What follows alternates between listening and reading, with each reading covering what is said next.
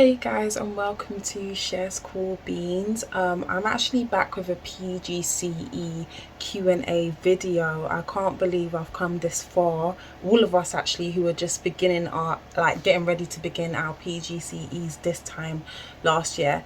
If you can hear a fan in the background, I'm so sorry, but it's so hot, like I need to have it on.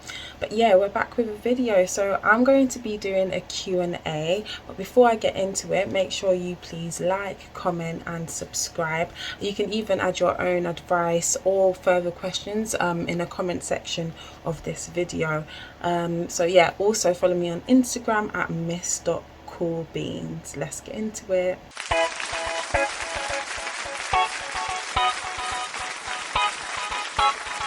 So we're just getting straight into these questions because it's just too hot.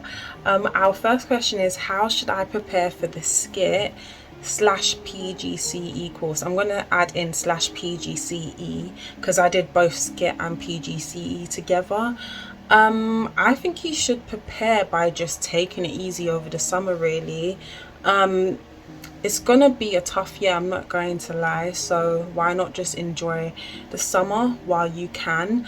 It is also useful to just watch these type of videos to put your mind at ease a little bit, because there's so many different types of experiences on YouTube to watch. So yeah, just have a look at those. But I understand how it can be so overwhelming, every single minute or every single day you're just thinking about what is the PGCE course going to be like. So I think definitely just take some time to enjoy your hobbies, enjoy the summer and relax, and don't actually think about it until it starts, because it is a really grueling as well as very exciting year. Also, just get some experience of the classroom. I know that's kind of too late to say now because we're in August, but maybe watch those really cool Educating Essex, Yorkshire, the East End, those type of shows that used to be on Channel 4 but they're now on YouTube. I found them really cool to watch, just to get a proper inside look at the classroom and how the teachers operate and everything. Even though most of those shows are on secondary school settings, it's still useful to get that type of insight, so I definitely recommend it. I also recommend making a teacher Instagram, because I done that this time last year and it was so nice to just meet other people who are starting the journey with you, and other people like me who's been on this journey and can give you some useful tips and just what it actually looks like to be a school teacher, a trainee teacher. So yeah, definitely make a teacher Instagram. I don't have a teacher Twitter, but a teacher Instagram is really useful to have, because you can see how people have set up their classrooms. Although you probably won't be doing that in your training year, it's just nice to see what sort of work you'll be doing, worksheets, just things like that that you can get from Instagram. You can get sort of an insight from that. So yeah.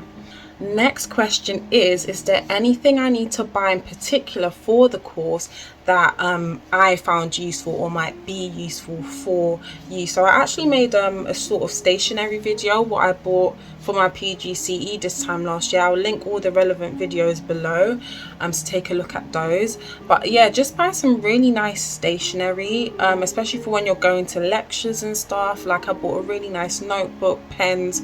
Listen, one of the reasons why I enjoy being a teacher is because you can just have really nice stationery and things like that. I also bought a really nice Vans bag this time last year, which I'm actually going to use for my ECT year. I'm always the sort of person where it's every single year a new bag, but that bag I used every single day. I carried in folders and everything, and the bag looks like it's in new condition. So definitely buy a really good rucksack. You don't need to splash out. I saw loads of people spend £70 on backpacks. You obviously can if you want, but I literally spent £25 on a good rucksack that was good enough to carry my lunch and my books and just things like that. Also technology. Okay, this is a crazy one. I didn't actually buy a new laptop at the beginning of my PGCE year. because my laptop was working. So I was thinking, I don't really need to buy one. Like I've got a Chromebook, so I can easily just link it to school. However, the school, my first placement, my main placement that I was at, they use Active Inspire, and Active Inspire actually isn't compatible, or whatever you call it, with some laptops such as Chromebook. So I actually had to buy a Windows laptop in order for me to get access to Active Inspire and use those sort of programs. So you may actually need a laptop. I'm sure you can get one from your school. Some schools are nice enough to lend you one. My second placement asked if like I wanted to take one home, like for the duration of that placement, but I'd already bought one beforehand. So before you actually buy a new laptop, definitely ask your new school if you can take one home. And I'm sure loads of schools will, because well, even though my main placement didn't let me, like, well, they didn't say I couldn't, they just said there would be loads of paperwork to fill out, even though they gave another trainee one as soon as she asked. Not sure why that happened, but yeah, I'm sure the school will be able to give it to you. Definitely buy a sort of a planner. Of course, you obviously need a planner. Don't just get a normal planner that just has, like, you know, the date and a few lines below for you to make notes. Get one of the really good teaching planners that have different sections, so you can write like a little to-do list, because throughout the day during like your PGCE, there's so many little things you need to remember, especially in the beginning when things may not be as fast to remember as it will later down in the year. So definitely get a really, really good planner. What's it called? I always forget the name of the Positive Teaching Company. Yeah, okay, so the Positive Teaching Company, I see some really good planners on there. I myself haven't actually got a planner from there. The planner I had last year was from the Sassy Planner Company. You'll see it in my stationery video, which I'll link down below. You don't have to get your planners from the Positive Teaching Company. I know it's like a trend, you can if you want to, but there are other planners available, especially on Etsy and stuff. You also need a whistle. You have to have a whistle. Like, it's not mandatory, but it will come in so useful, so definitely get yourself a whistle. Okay, so my next question that I've been asked is how to prep for the first week of placement. Somewhere along the line, like during this holiday, I am going to make like a first placement video. But to prepare for your first week, I'd say carry a notebook around with you at all times. There'll be so much information to pick up, such as the behavior policy, the timetable, what lessons are taught when, what is the procedure if like a child hits their head, and like small things like that. Make sure you write everything down in that first week, so you don't have to go all over the place looking for information. Obviously, it's always great to ask like a colleague at your placement, but sometimes you don't want to keep on, I don't want to say, well, it's not harassing at all, but you don't want to keep on asking the same people questions when they may be busy themselves.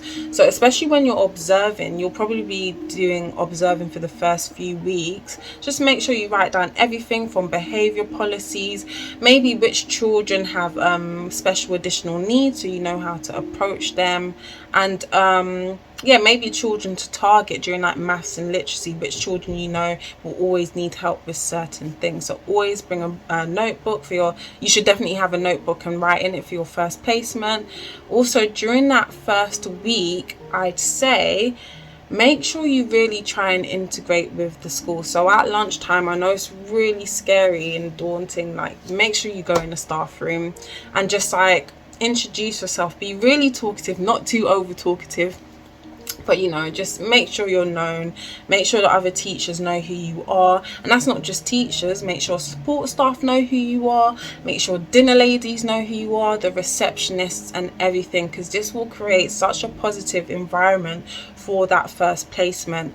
And also, I think it's really important to get acquainted with your mentor. Your mentor will be carrying out the majority of your observations. In my case, my my mentor was actually the assistant head, so she barely did any observations on me. It was actually the class teacher I was with. But if your mentor is your class teacher, definitely get acquainted with them. Always make sure you're helping them out during that first week, like things such as, oh, like, shall I hand these out for you? Is there any children you want me to work with or read with? Just be really hands-on and get in there. There's really no other way to like start this teacher training course. You really just have to get your foot in there. I find like that's the best way to kind of kick those nerves. Tips to mentally prepare yourself. I don't even know if I was mentally prepared myself. I basically did my teacher training in the school I'd been a TA at for like 3.5 years or so. So I already knew my way around the school. So in that sense, I was sort of mentally prepared. If you're going to a completely new placement, especially if you're doing a PGCE, like in the university setting, I'd say have a look on the school website if you know where your placement is already. Just like read through everything on the school website, just to give you some familiarity with the school. Also, to mentally prepare, I think you should understand that it is going to be a hard year. I'm not going to lie to you, it's going to be a really hard year, but at the same time it's going to be so enjoyable as well. So just have that in the back of your mind. But at the same time, you have to realize that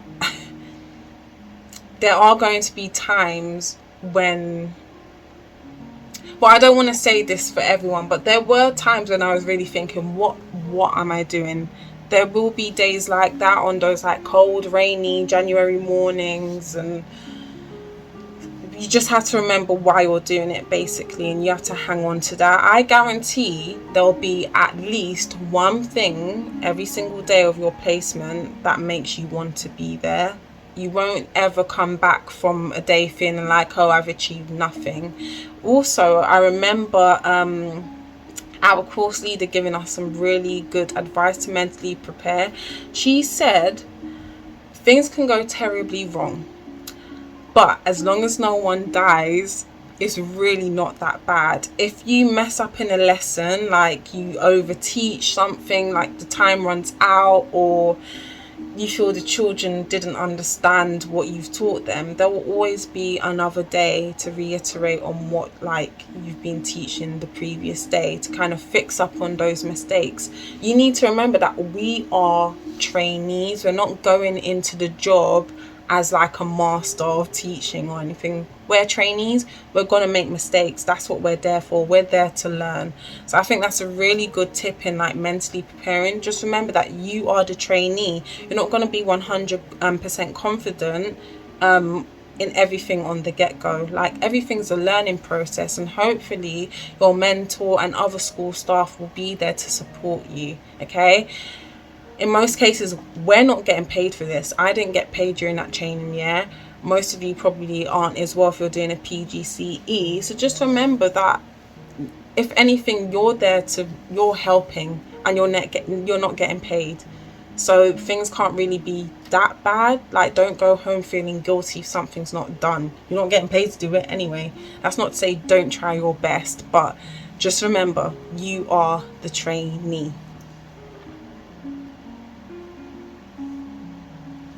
You know what, considering how girly my room is, I'm like dressed up as such a tomboy today. I'm just in comfy clothes. Like, yeah, just deal with it. I'm comfy and it's very hot outside.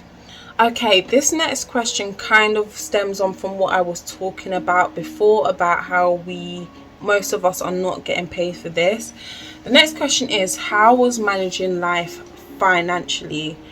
And I'd have to say it wasn't terrible, but it wasn't good at all. I'm not going to lie to you.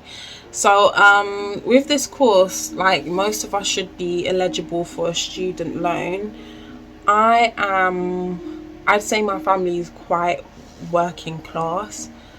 And the pay I got for the year living at home, even though I do pay rent because I'm an adult in my adult's house, and I need to like contribute to bills and stuff, the amount of money I got for the training year was terrible. I had to use basically all my savings, so it's not great. I'm not going to lie to you. If I'm getting into let's get into a lot of detail, because I want to be really honest with you guys.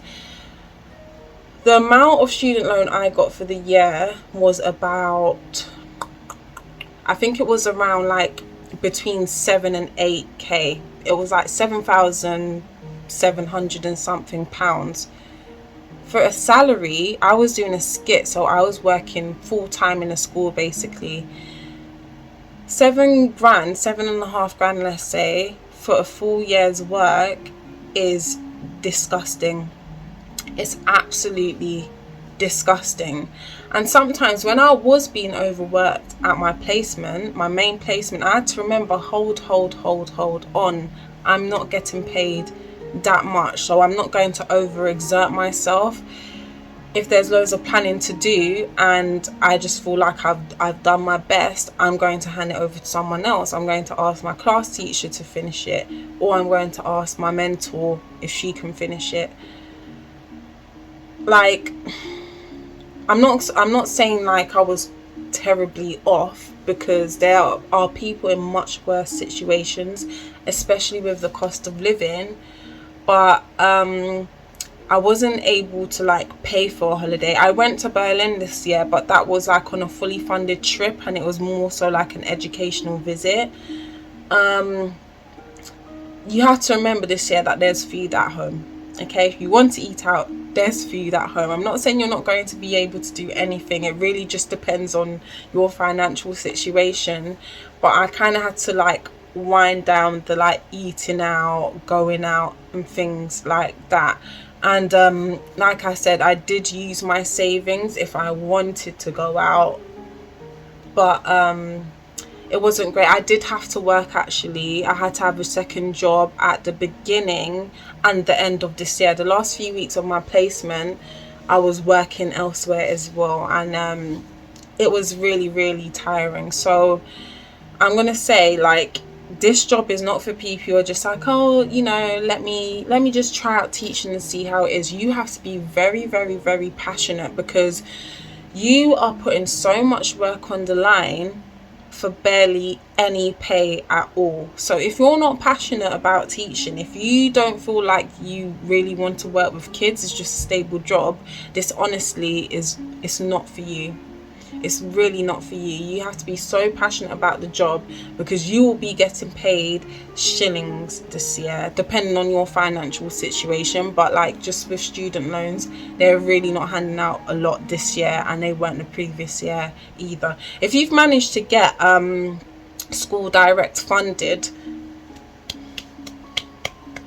I salute you, because the way I was searching last year and I just wasn't able to find one.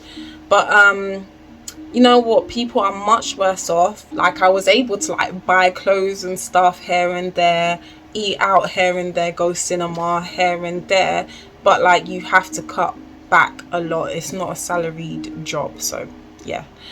And the final question is general advice. General advice, I'd say, is make sure you surround yourself with just positive people, really. That's in your like during your placement and at university as well, or training, like in my case. Just surround yourself with people who are obviously going through the same thing, who you can vent to, get ideas from, etc. On those tough days, I would say just think about why you want to do the job, and think, as long as nobody died, it really can't be that bad. There'll always be another day. And I'd also have to say, make sure you establish to the children that you're a teacher. There's no reason why the children should know that you're a trainee teacher, unless you tell them, which is completely fine. But in my case, my children that I was teaching, they didn't know I was a trainee teacher till the end of the year, and they were absolutely shocked. And I'd say some schools, unfortunately, want to introduce you as a trainee teacher, because they like to establish that hierarchy, like, you know, this is a trainee teacher and I'm the full class teacher, so you know, you definitely have to listen to me, but you know, you don't really have to listen to them. That's how I see it in my eyes. But the class teacher I was working with, we're really close friends. He was absolutely amazing. It really felt like a 50-50 classroom job. Like, he was the teacher 50% of the time and I was the teacher 50% of the time, and the children, they knew that as well, which was really nice. So just make sure you establish yourself as the teacher. I'm not great at talking. I really hope this video helped. I will be making another video on what to expect during your first week of placement, and if you want me to make any other videos during this holiday in time for your PGCE, make sure you comment below. I hope you enjoyed this video. Please like, comment and subscribe, and I'll see you soon. Bye.